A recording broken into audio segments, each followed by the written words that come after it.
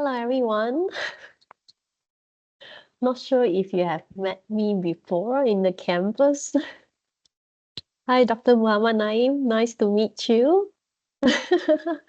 So, do you mind to let me know, like, which school are you from or which campus are you from? I think you have to unmute yourself. Myself? Oh, okay. Yeah. I'm Dr. Naim from CCA, Oh, Shah Alam, Glenmary campus. Yeah, oh, same campus yeah, as me lah. yeah. But I have I not think I come saw you across. around. Oh, you saw me around. Yeah, yeah.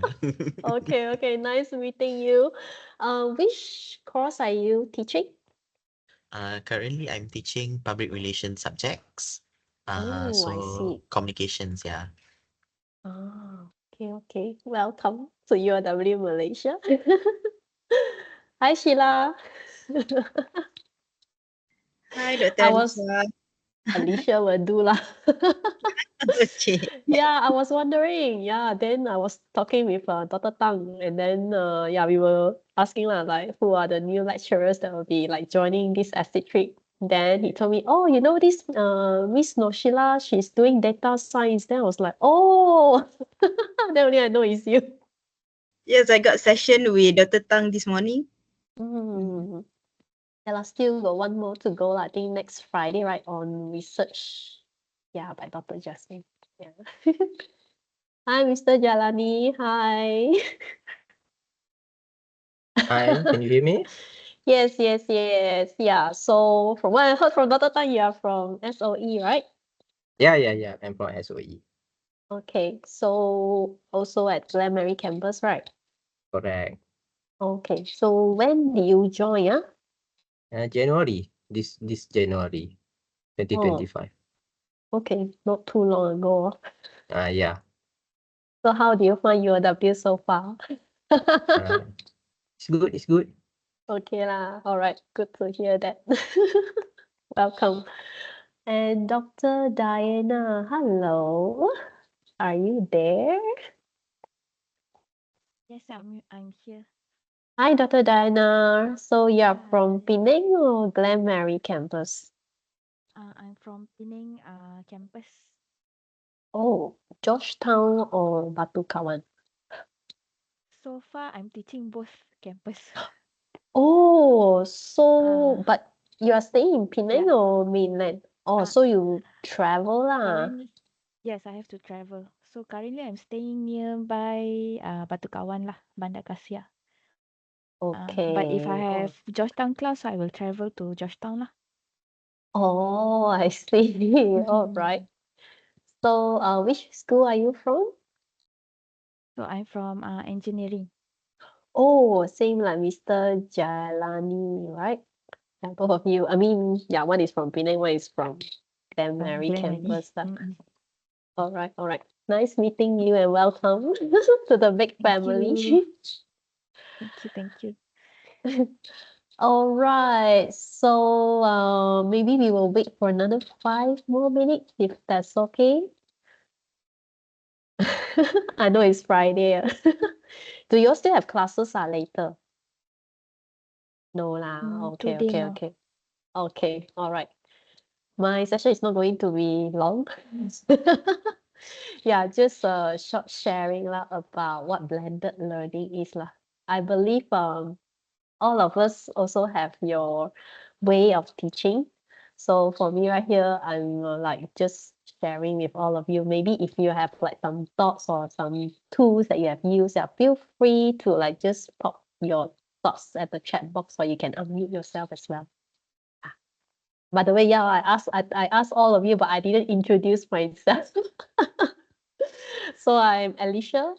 So I'm from Teaching and Learning Center. So our office is located at second floor, next to the library. So same level as the School of Engineering lah. Okay, yeah, just wait for another 4 more minutes and then I will start the session lah.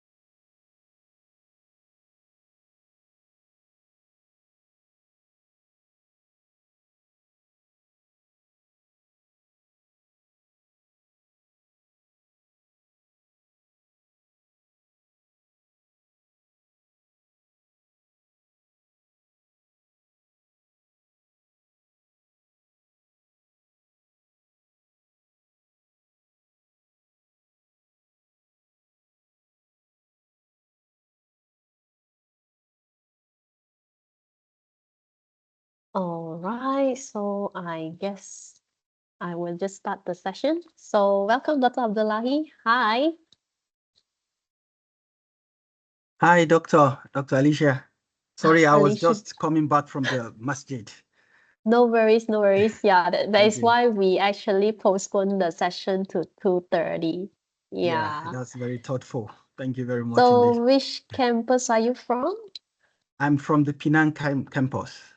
Oh, I'm currently at Georgetown. GT. Yeah, Oh, I at run Georgetown. both. Yeah, I Oh. run both, but today I'm at GT because I had to meet some students for their project consultation. I see. Okay, same as Dr. Diana, she also have to go to both campus. It's an interesting and enjoyable journey anyways. Okay, good to hear that. And welcome to UOW Malaysia. Thank you very much. I'm happy to be here. Okay, glad to hear that. So hello again. So I'm Alicia. So I'm from Teaching and Learning Center. So at the moment, yeah, the office is here at Glen Mary, and we also have a program leader for Teaching and Learning Center at Penang. So her name is Park Yi, if you have noticed. Yeah, so she's currently at the nursing school, but yeah, she's program leader of our Teaching and Learning Center in Penang. So for today's essay trip is on blended learning. So just let me share my screen.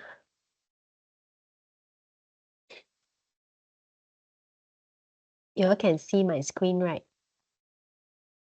Yes. Yep. Yes, Can yes, see. can. Thank you. All right. Okay.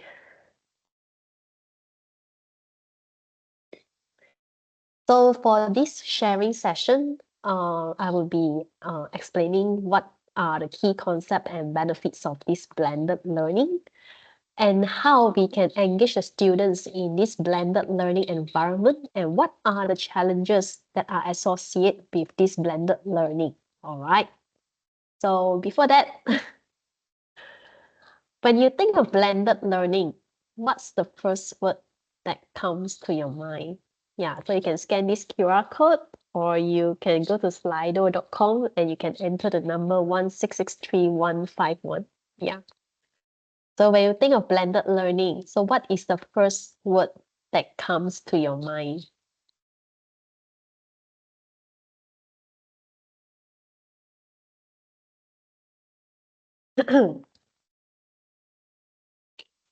I think for me, it means using a multiple kind of a class situation. Okay, all right. Using different, what sorry, I couldn't get you. A multiple method of conducting your class. Method of conducting the class. All right, okay, thank you.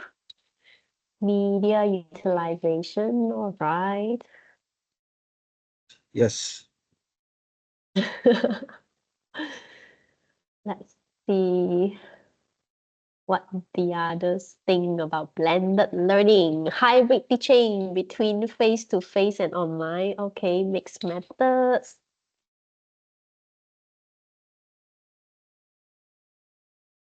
Okay, all right.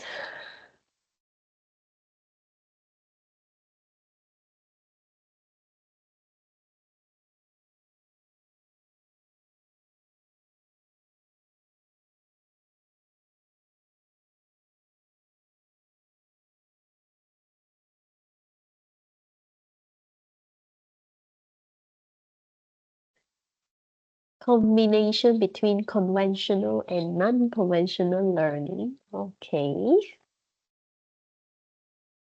In-person plus online, so face-to-face and online, yeah. All right, okay. So I believe all of you have the right path or the right track of what blended learning is. Okay. So the next question would be, have you used blended learning for your course before? Yes, you love it. The students were really engaged, or you did try, but you face a few challenges, or maybe not yet. All right. So usually for your class, you are just like giving lectures all the way. or you have not explored this yet, you are still figuring out how to employ this blended learning in your teaching?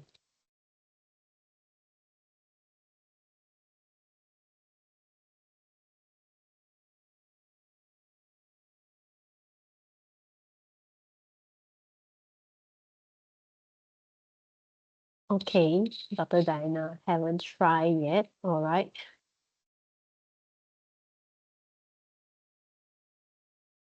How about the rest?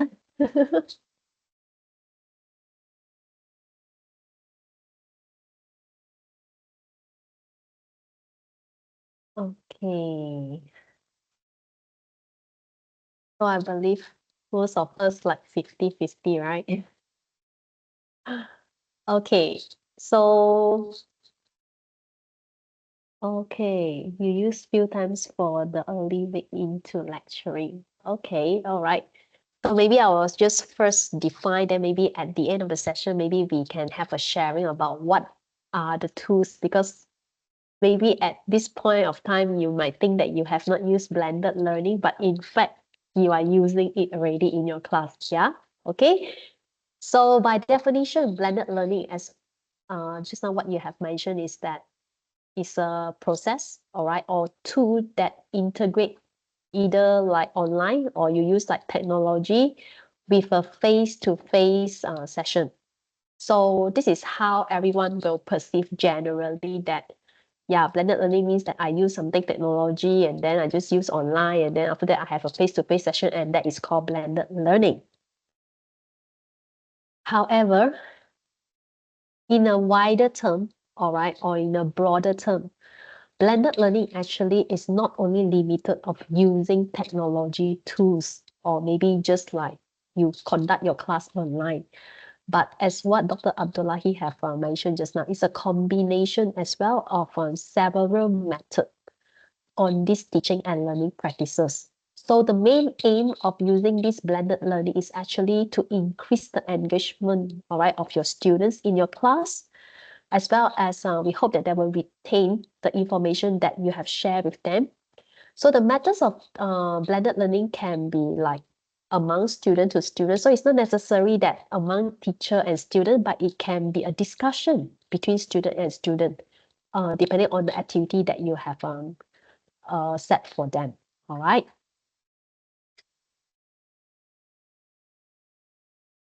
So in fact, this blended learning, in my perspective, I thought that this blended learning is something very new, like after COVID, that people start to use like technology because they can't like university or maybe other any education form in person, so everything is online.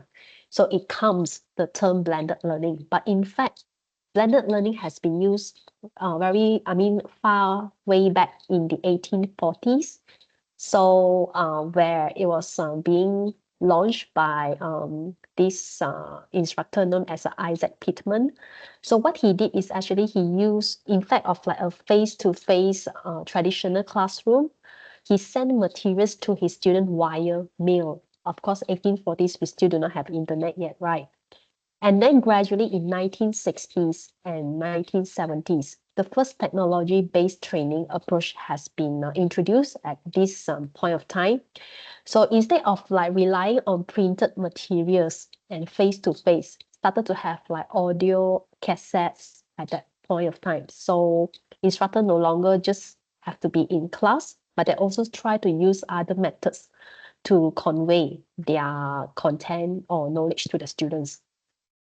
Then to 1970s and 1980s. So there's a creation of a live TV. I'm not sure for locals if you all still remember TV Pendidikan. So that is a form of blended learning where like we will watch in the TV about some of the subjects that we could learn at school. And then 1980s and 1990s, the usage of CD-ROM training. I still remember I used this CD-ROM when I was in primary school or secondary school that time. Oh yeah, Dr. Muanaim say, oh now they're known as Didik TV. Oh, I see. Okay, they relaunched it, yeah. All right. So after that, in 1998, so there's this thing called web-based instruction. So it's something quite similar like micro-credential or Coursera. Okay, so that student can just learn content just online. And from 2000 until today, so generally some of the lecturers or instructors that start to implement like using LMS as well as a face-to-face session. Okay, so this is about a timeline of blended learning. So why is it important? First of all, using like different methods apart from like just technology, but also like other ways of teaching can actually boost the effectiveness of the education. We do not just want to have a passive learner and we just want to share the knowledge, lecture, and that's all, finito.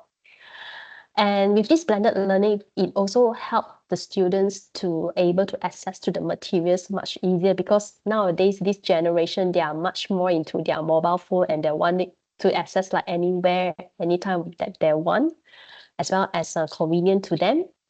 And also the changing in the learning behavior of the students. So compared to my time, I would just like read lecture notes and even if you ask me like to learn from YouTube, it will be so hard for me. But for this generation that you are teaching right now, if you ask them to follow something from YouTube, it will be like easier for them because they are being brought up in that way. And also the environment that we are in right now, that digital transformation that actually make us have to change our way of teaching. So the eventual goal is to create this more efficient and effective learning environment, as well as to nurture our students to have this, apart from knowledge, but also skills that's needed in their future job market. For example, like critical thinking, creative thinking, and maybe some hands-on training that they are needed. Apart from that, also like soft skills like how collaboration that they can use while they are here at university. So these are the things that blended learning can help them to develop. So what are the driving factors of blended learning in Malaysia? All right, first of all is our education blueprint. So I know that the blueprint is until like this year, so we are not sure like what is ahead. But as of now, this Malaysia education blueprint, there's like 10 areas that we would like to focus. First is on a lifelong learning, which is why we have like micro-credential knowledge hub. I hope that you all know or come across this knowledge hub. So it's actually our UOW Malaysia website that contains all the micro-credential short courses for the students to learn. And also on the globalized online learning. Okay, so these both complement each other because micro-credential is much more on online learning. So we hope that we can nurture like lifelong learning, that students will not think that education will just stop once they graduated, but they still develop the skill as they move on.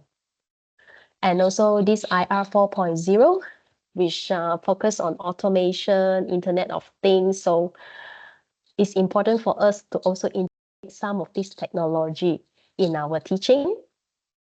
And of course, COVID has fastened the process of this. And different generation that, as I mentioned just now, they have like different way of learning. So for example, like Generation Z, I believe those students in our class right now, I believe they fall in this category. So they would prefer actually a multi-model learning strategies, like as what Dr. Abdullahi has mentioned, that they just do not want like one way of learning, I mean, from the instructor, like just lectures and then that's all. They need like different stimuli to help them to learn. And Gen Alpha, I believe they are not in our university yet, but yeah, soon they will be here. And they are the generation that are into virtual AI. So how we can adapt our teaching with this evolving environment and also this generation.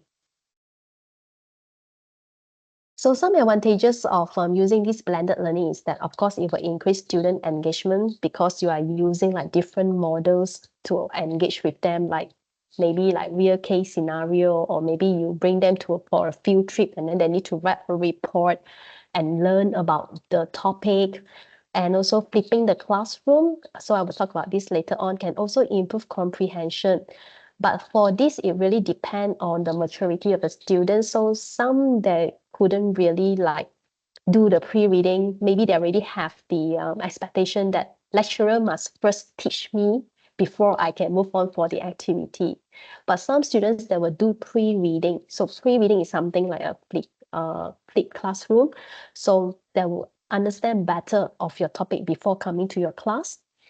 And students have more autonomy over their learning because different students they learn at a different pace. Some they can catch up quickly, but some they may need more time. So if like you do like a flipped classroom for them to have a pre-reading before they come to your class, maybe they will understand more. And also efficient use of the instructor time. So instead of like going through all the difficult terms or the topic of the day, maybe you will have a discussion instead, and then you may have some time to do like much more creative work, or maybe you want to work on your research as well. So you have like more time for that. So in UOW Malaysia, as a guide, the minimum percentage of this online delivery is as per below over here. So for like theoretical courses, we would encourage that minimum 30% of the contact hours to be blended. So it can be synchronous, which means like face-to-face, you give like some work for them to work on, or it can be asynchronous, like what we are doing right now. Asynchronous means that you will ask the students to work on their own, and after that, they can come back and report to you. And for those that are like teaching practical courses, so the minimum contact hours to be blended will be 20%, because practical course, like for example, like those from School of Hospitality and Culinary Arts. So you can't like really ask the students to show the cooking online, right? You won't be able to taste, and you won't be able to tell the skills or the taste of the product that they are working on. So I'll just give an example of like how blended learning can be applied on theoretical courses. So let's say you have like 10 topics, yeah. So the first 2 classes, you will have a face-to-face session, but on the third session, you decided to have like a flipped classroom. So like you will have the student to read some materials or work on a project, or maybe some maybe case study. So they will have to work on and research, or maybe even like apart from like pre-reading, you can also have the students to work together, all right? And after that, if like a pre-reading is something that you have chosen, you can test their understanding based on like using some technology such as like Kahoot test. And from there, you will be able to see how's the progress of the students. And then the next class, you would be able to give some consultation on the things that they should work on, or maybe there's some misunderstandings or things that they don't understand. So this is how one of the example on a blended learning. So I hope you all still remember what is OBE. So Mr. Gabriel has given, I think this is one of part of your essay trip about outcome-based education, where learning nowadays, thank you, Dr. Diana. Yeah, so that we focus on the outcome, all right?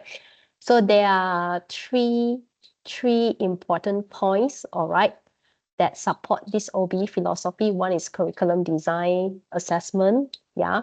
But the most important part is on the teaching and learning.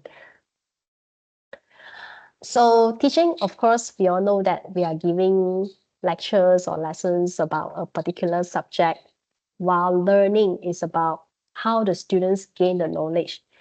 But a lot of time when we teach, how many students are actually understand what we are talking, and how we can assess them? Only during the final exams? So I believe Mr. Gabriel also talked about this formative and summative assessment, and formative assessment is very important. So for this formative assessment, you can do something like a blended learning, all right? So generally in a traditional classroom, we will just only have a teacher, all right, or a lecturer, which is the central of importance, and we learn from the lecturer or teacher. But things have changed right now. The students can get like information directly, quickly by just using like their mobile phones or online, which is why in some cases you may hear about lecturers do not have gain respect from the students because they feel like I already know all of these things from like internet. Why do I still have to learn from you? Yeah. So in that situation, blended learning can come in handy because we can create some content for them, okay, to explore more. So instead of just like lecture, but as I mentioned, you can do something like case study, or maybe you bring them for a field trip, or they can work on a PowerPoint, to work on a specific topic, and then you will give them feedback. So as I would like to emphasize again, it really depends on your students. Some students, they may like this idea, but some, yeah, but some there will not like this. So important that you understand your students, and yeah, later on I will talk more about how to start this blended learning in your class. So blended learning can be, comprise these three different ideas. So first is self-managed learning, which means that you give them like a pre-reading materials or articles so that it can help them to prompt them to think. And during face-to-face session, then maybe they may have some questions, so it develops like a critical thinking part. And next is of course face-to-face learning. And the next will be online learning. So it's either you can do a virtual learning like this, or it can be asynchronous, like you just ask them to complete some tasks online, like maybe Quizy or in Kahoot, and then that would serve like an assessment on what you want them to learn. But in the future, we do not know that maybe there are like other ideas that can be served as part of this blended learning as well. So as of now, we just focus on these three, which is on self-managed learning, face-to-face learning, as well as online learning. So how we can ensure that our students learn, all right? So generally, it's just not only us, the lecturers, but students also need to play their role. So for example, like if you teach like mathematics, just an example, if the students have like a prior knowledge on this, so it won't be hard for them to catch up. But for some students that may not have the prior knowledge, which means that they need like additional tutorials from you, maybe, all right, in order to achieve this quality of learning. And some students, their way of approaching of learning and studying can be different as well. Some that would want to just do like a surface learning that they just read from your notes, but some that would actually explore more, as what Dr. Abdullahi has mentioned about some proactive students that would do that. But what we can do to help with this quality of learning is on the course material, how we actually prepare them, organize them, all right? And of course, our knowledge, how well we know on that topic. And also, what kind of a teacher learning environment that you are providing to them? Is it just like a lecture? But of course, I know that certain courses, it really need to be on lecture. I understand that. That's why there's no one size that fits all right? And also students' perception of the teaching learning environment. So this is both in both ways, like for example, like when the students come to your class, how they perceive or how they feel in your class. Do they feel like supportive, or they feel like very challenging because you always give quiz to them? Yeah. So there's really no one size that fits all, and I couldn't say like, oh, whatever that you do is wrong, or whatever that you do is not right, because you are the one that only know your students and your content. So yeah, with that, you will think of how you can redesign your course in a blended learning style. Okay. So as I mentioned earlier on, that since students can obtain like information from the internet, so our role from being a knowledge provider, all right, as of now, we will be transformed into a much more like a facilitator. All right. So it's important that how we can maintain this balance, all right, while we are giving instruction, while at the same time student can understand us and learn. And of course, the human touch of us on how to guide them and give them like help and support when they are needed is important, as compared to, I know that some of the subjects can be taught by AI. And I also have this conversation with my colleague that will our position be substituted by AI in the future? But after some discussion, then we think that students still need these human elements or human touch. So yeah, it's very important still, even though like students can get like information from online, but our role still stay. How about learner? All right. So as I mentioned, this generation, they are much more into technology. So with this integration, or maybe with like different delivery, there will be more less passive, because it's not just them sitting down and listen to you. Maybe there are some activities that you want them to do. And it also encourage like more active participation in the learning. For example, like after one topic, you will ask them to answer some questions in like Quizzy or Kahoot. So there will be more like attentive, yeah. And we emphasize also much more on the students at the center of learning.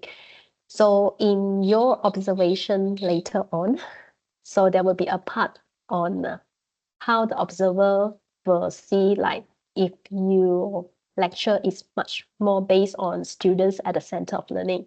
So what does it mean by students at the center of learning? So we would actually observe if the students are actively involved in the learning process. So in other words, is it just like you talking, but students are just listening?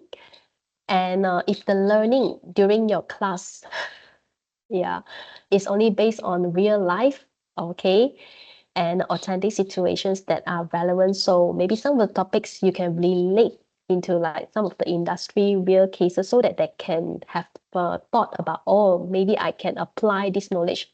One of the things that most students that they are lacking of is to apply whatever that they have learned, because maybe of our way of being brought up. So as of me, I'll just take myself as an example, is that I learn by memorizing, which at times some of the knowledge is not being retained. And with this competitive world right now, I think memorizing doesn't really work now. That is why we need to change our way of teaching the students. And learning is a social process. With some of the research being carried out, they found out that students learn better if there's interaction. So what does it mean by interaction over here is like when you give them a topic to reflect on, or you want them to discuss, like discuss among your group about this, what do you think? So they may get a chance to like get some ideas from their peers, or maybe like, for example, like mathematic question, they may not understand some of the steps. So they may understand better when their friends actually explain to them, or maybe they will see things at a different perspective angle. So in other words, is that everyone can be in the same class, but the way we receive the knowledge from you can be different. Maybe whatever that you say, I may perceive in a different way because I think in that way, all right? So which is why we always emphasize on a real world example, so that they can apply and also develop a different angle on the knowledge that you have shared with them. So again, knowledge is not a product to be accumulated as how my generation is, where we only focus on the final exam, the final grade. But now we would actually want an active process in a learner to make sense of how they can apply whatever that they have learned from you. So this model explains about what is a good quality of teaching. So in order to have a good quality of teaching, it comprises of 3 areas, which is technological knowledge, TK, pedagogical knowledge, PK, and content knowledge. So technological knowledge is much more about your understanding of using IT tools or maybe some digital media, all right? Pedagogical, oh, Dr. Naim, so maybe you can share with us more on this. All right. So pedagogical knowledge is about what are the teaching strategies that you would want to use for your content, for your subject, and content knowledge would be your expertise. So this actually create a holistic teaching method together with these three additional intersection. So for technological pedagogical is about, just a second, yeah, how you use technology in your teaching, all right, to enhance the teaching strategy. Technological content would be how you would be able to select the right technology, okay, to enhance your teaching. And lastly, pedagogical content is about applying effective teaching strategies in the subject that you are teaching. So for this TPEC model, it actually emphasizes much more on learning by doing rather than like just lecturing and traditional teaching. And with this model as well, we encourage learners actually to take control of their learning because in the future, it's going to be competitive out there. And as I mentioned, students need to know that once they graduate, the learning does not stop there. They still need to upgrade themselves or reskill or upskill. So how they can do that is actually by their self-learning. Okay. So again, we are much more a facilitator and problem-solving expert rather than the content expert because students can get all the information straight from the internet or the website. So an example, all right, of using this holistic teaching method in a blended learning environment would be like in a science lesson, just an example, like I want to teach a topic on ecosystem, all right. So for content knowledge part will be the teacher. Of course, I first must have the knowledge on this ecosystem topic. I first have to equip myself well. And next, what are the teaching strategy that you want to use? Maybe you will use an inquiry-based learning so that you give them a case study. So you prompt them to think about, oh, actually, you can use whatever concept it is, okay, and how it works. So technological will be something like digital or technology. So if you are into this virtual lab or simulators, you can use this for your students so that they can learn better. So by combining all these three, so it will give a holistic, good quality of teaching to the student. So what are the models of blended learning? All right, so there are 5 over here. First is a rotation model. So rotation model means that you have a few stations. So like you have a fixed schedule, but at least one is online or maybe asynchronous. So this is called rotation model. Next is a flex model. So flex model, the model solely based on online learning more rather than a face-to-face activity.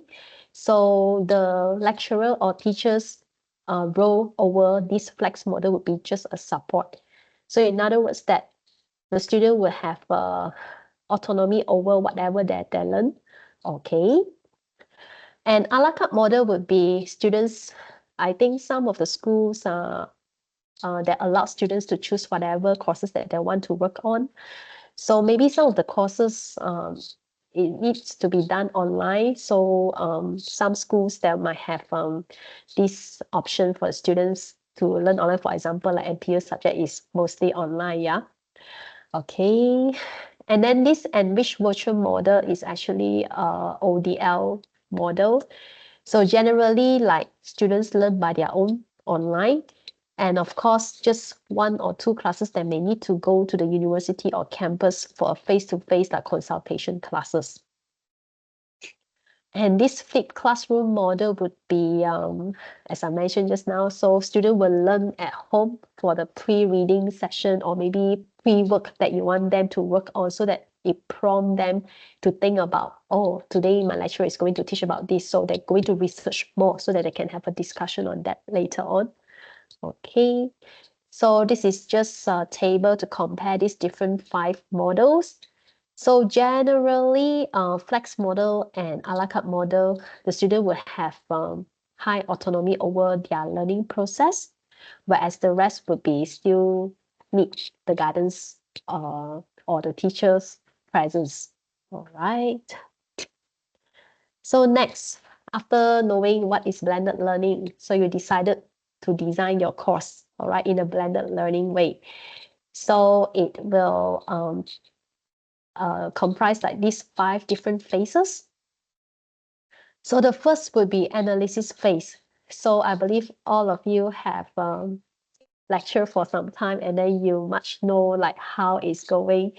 So probably the first phase would be to understand your whole course and identify like what you would like to change in your existing course. Okay. And secondly is the design phase. So you realize that, oh, maybe this I can make it as a case study for the student. All right, so you will start to identify what are the learning activities or assessment that you would like to do with the student. And third is a development phase. So probably you will need to use some tools to facilitate whatever that you would like to design for your course. And the fourth phase will be implementing it. Of course, after design, you develop, then you will deliver it in your class. So over here, the question over here is you need to contact, but actually here at UW Malaysia, if you decided to use this blended learning, you don't have to let your HOD or your PL know, because this is a tool of you in delivering your content. Okay.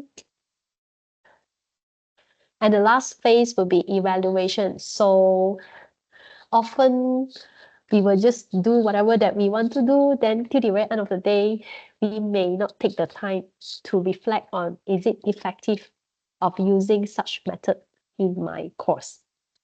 Okay.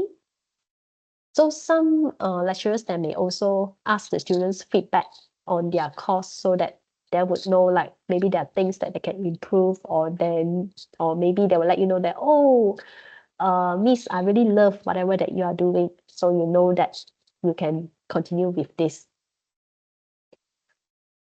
And blended learning is how to work this out is with this framework known as an inquiry approach to learning. I have observed one of our colleagues' class, and I really like her class because she will always start her class by putting a question or maybe a case study, and she will ask the students to find the answer during her lecture. So this actually make her students to be very attentive, and they will always like think about where and what content. So it makes the class more active in a way and more interactive, because students will continuously to want to know where I can find the answer. So this is a kind of like a question-driven or problem-driven learning, so that it will prompt them to develop this critical thinking and also reflect on their studies. So this approach consists of 4 interconnected phases, which is before, during, after, and the next. So before a face-to-face session, and if you decided that, yes, for this topic, I want to use this blended learning strategy. So it's very important that you establish a communication with your students, so that they understand and they have the expectation that, yeah, for this topic, my lecturer would want me to have this pre-reading session so that I can be prepared for the next class. So during a face-to-face session, this is where you may want to assess them, or maybe you want to have a deeper conversation or discussion with them. And it also can use all this learning technology, such as like Kahoot, Quizzy, this Blackboard. Yeah, some of the technology later I will share with you later on. So during this face-to-face session, when you already decided this pre-reading session, so for this face-to-face session, so it's not going to be a lecturing class, but in fact, you are going to discuss with the student to understand from their point of view if they get your concept correct. So with this, you can use like a quiz or maybe a discussion board or survey, and actually for this before face-to-face session, you can also use a quiz to test them, and then with this face-to-face session, you can actually discuss with them what has gone wrong, or maybe if they get your concept correct. And how about between, all right, the face-to-face session? So perhaps you may want a student to reflect back on whatever that you have taught. And this can be done by writing a reflective discussion or maybe a quiz, okay, to get to know if they really understand what you have taught. And it's very important to close the loop. Always we just teach, but we forgot to close the loop. So it's very important to ensure that all the students understand your topic before they move on to your subsequent topic. And it's important as well to, I believe Mr. Gabriel has also, Dr. Tang had talked about this chunking idea about how you can break your whole lesson into small mini segments. So generally our brain, I think as of now, I'm also not practicing this. So it would be great that with every 10 to 15 minutes, we will have a short like active learning activity, like a formative assessment to test if the student actually understand whatever that you have taught so far. All right. And if you have decided to use the asynchronous materials or session with your class, maybe you will think about how about attendance. So attendance can be taken either by a completion of a class activity that you would like them to do, an online test, or maybe submission of some academic assignments. So for example, for my course, so I'm teaching personal development skill course. So for the next class, I actually ask them to submit academic assignments. So this will use as a form of attendance taking.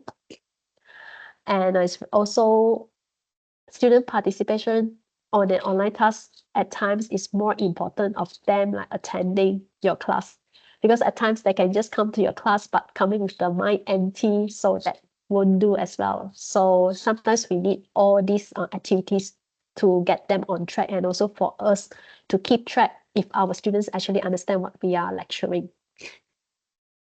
So some tips for this blended learning strategy would be, first and foremost, you must understand your students, if they are comfortable of you like to have this pre-reading, or you will ask them to do some self-independent learning. Are they comfortable with that? And secondly is on the content. So is the topic that you have chosen, is it good that they learn before, or is better that you will give them an assignment like after your lecture? And of course, some of the technical resources, some of the software can only be used over here at UOW maybe, and they can't like use when they are out from the campus. And also what are the resources that you have, all right, in using this blended learning, and also the time constraint. Sometimes like redesigning your course may need more time and effort from you, all right. So what are the technology tools that can be used, okay? Over here, I will just share a portion, but probably most of you have known about all these. So for learning management system would be, I think you have heard about Open Learning. So previously we are using Open Learning, but starting this semester, we are moving to Canoo. So I hope that you all have started to navigate and explore on this new management system. And for digital content creation tools, you can use like Canva, Powtoon, Prezi. And for virtual classroom, for me, I will use like Microsoft Teams, like how we are using right now, and also Zoom. And for online assessment tools, you can use like exam.net. So exam.net is something that you can have the students to do an online test or exam, and then they have some security features so that the student will be able to cheat. All right, and also like Quizy and Kahoot. So I just want to share with you over here. So this is how Prezi looks like. So Prezi is actually a software. All right, great to hear that you have explored Camo. So Prezi is a presentation template that make your slides more interesting. So they also have like templates that you can work on. So example like, yeah, so it's just not like the next slide, but in fact, it will like give a student like a different perspective. Yeah. So you can also use this for your presentation or so on so off. All right. And on the other hand, Edpuzzle, if you wanted to ask the student to read something online, so Edpuzzle is we call it a web, all right, that you can upload your video, and then you can insert questions in between. So this is an example. Yeah, I will just stop share and then share again with the sound. Okay. All right. So this is just an example. We use the present simple a lot in English, so it's really important to understand it well.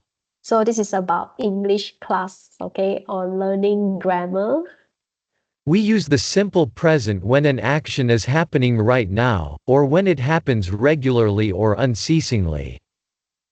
So I'm going to fast forward, yeah. So you can see this green button over here. So when I reach here, yeah, it will prompt you, because just now I have already answered. So you can put in your question to test your student if they actually understand or watch the first half of the video. Yeah, so this is Edpuzzle. I think it's for free right now. Maybe certain features that you want to add on, maybe it will require an additional amount, but yeah, feel free to try this Edpuzzle. All right. Okay, so let's just continue.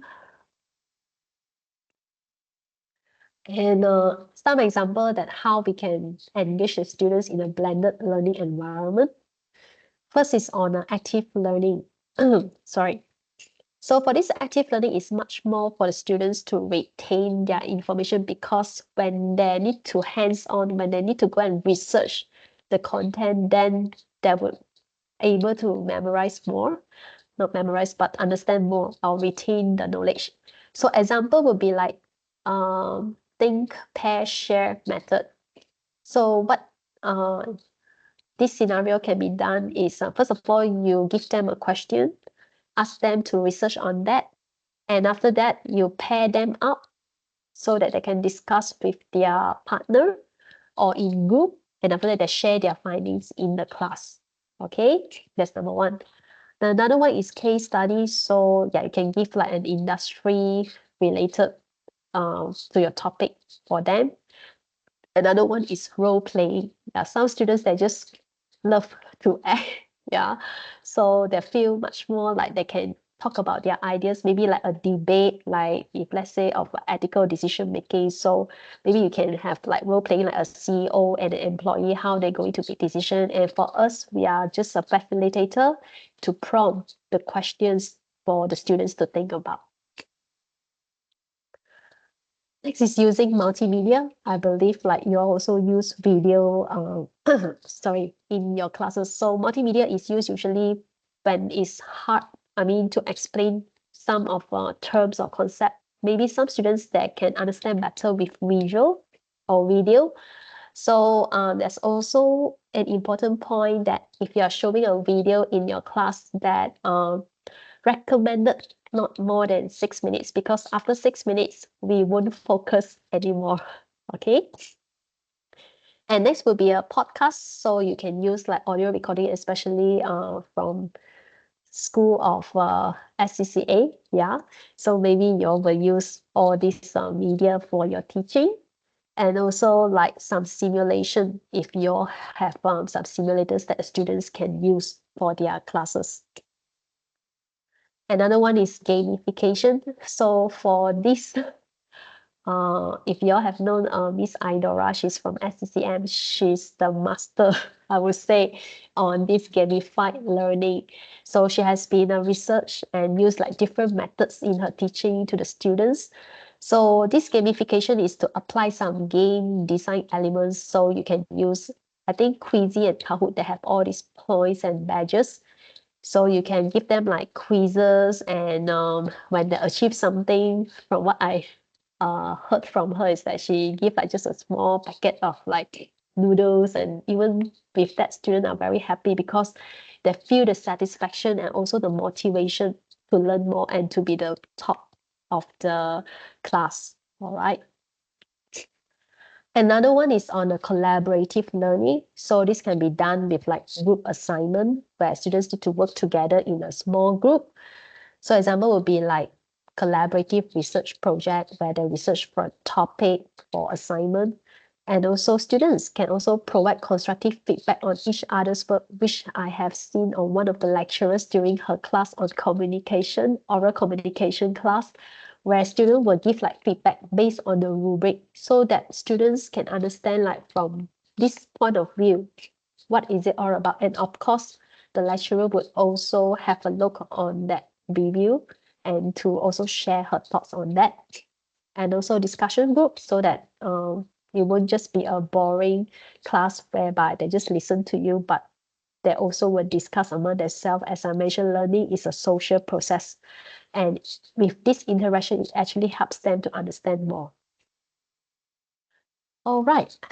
So we have like some of the lecturers that have shared with us on these technology tools, and we also have like trainings on what are the current tools or sharing session by the lecturers over here at UOW. And sometimes we also have like invited some expert from outside. All right. So do take note on email from Corpcom and also from our Teaching and Learning Center regarding the trainings that we have. But other than that, you can go to our Discovery Circle workshop. Okay. So most of our workshop session is recorded. So you can scan this QR code. It will bring you to our Discovery Circle workshop at YouTube. So over there, you can find like some tools or some ways that lecturers have used in their class. For example, like Miss Sumiko, she has been using some AI tools in her class, as well as we have also invited Miss Idora to share her teaching tools that is very engaging with the students. And if you want to know more about the flipping classroom, what you can do, yeah, you can also have a look at this workshop session. So if you have a look at our discussion, so there's a lot of different workshops that have been conducted. So there are some on the tools that you can explore, especially like let's have a look. Yeah, so Flip Flop or Flee is over here. Teaching with artificial intelligence tools. Yeah, this is from a lecturer from Hong Kong. Yeah, he's also sharing with us as well. And yeah, Michelle.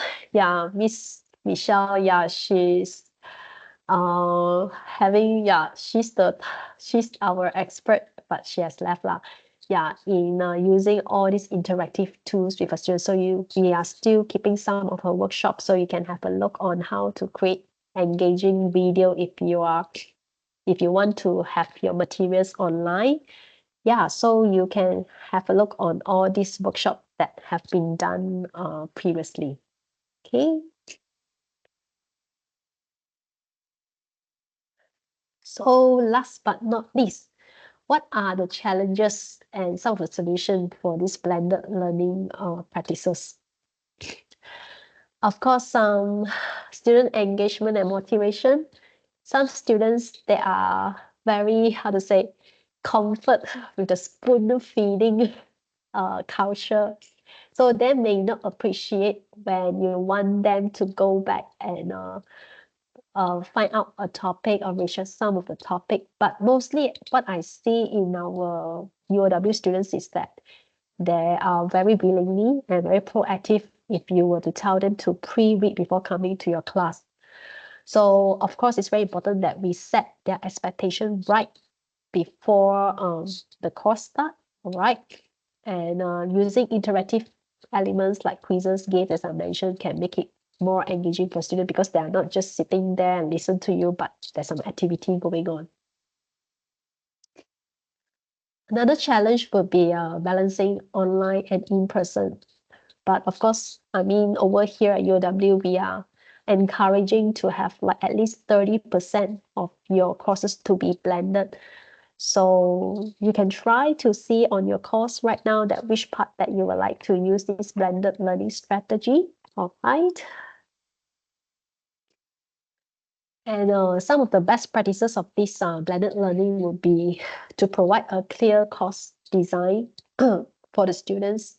So it's always very important that when we start before we start our next lecture, we will recap what has been taught so that maybe some of the topics is linked for some of your courses, but yeah, it's always good to have the students to recap or reflect whatever that they have learned. Okay. And also encourage reflection and from the students, like when you ask them to recap, so they would think and then what are the things that they have to work on more so that they can be better. Okay. So over here, there's a document at UOW SharePoint. So if you scan this QR code, it will lead you, maybe you will need to enter your UOW official email in order to see this document. So it's a general guide on online delivery and assessment.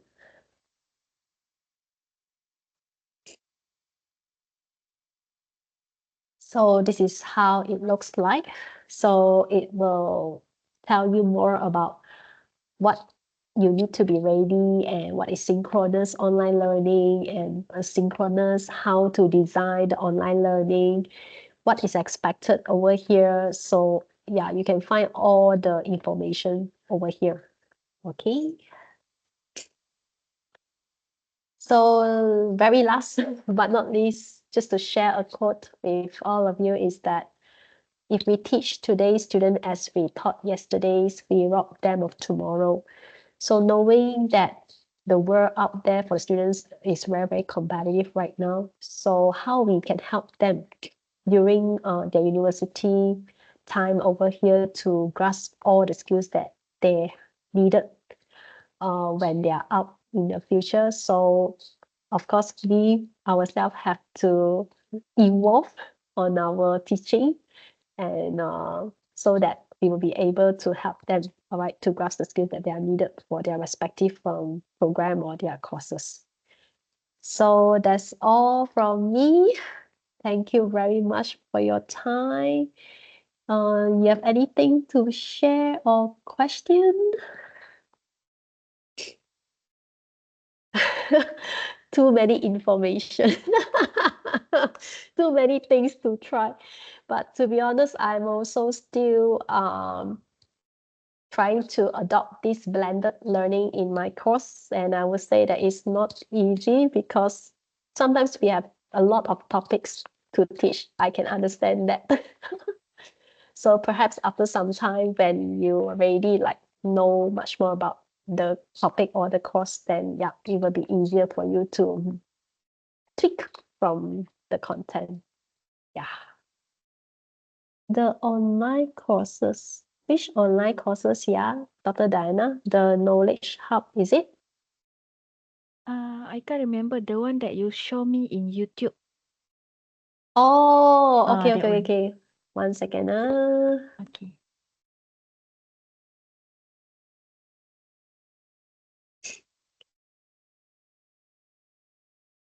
Yeah. So this YouTube consists of all our past workshops, so you can have a look on that. And of course, our upcoming, yeah, do feel free to join this session. Yeah. Okay. All right. So if there's none, okay, let's see what Dr. Abdullahi would like to say.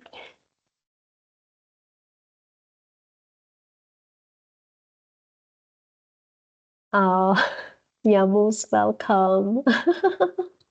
Yeah, I mean, yeah, hopefully in the future, yeah, because the upcoming we also going to have so-called a coffee chat. So last year we have this coffee chat where all the lecturers would come and share their teaching practices and also challenges. So hopefully at the time I will hear more from you. All right. So thank you very much for your time and to attend this session. So have a nice weekend and yeah, all the best to all of you. Okay, see you. Bye bye. Okay, thank you, Doctor. Thank you, Anika. Bye. Thank You're you. most welcome. Bye. Thank you very much, Doctor.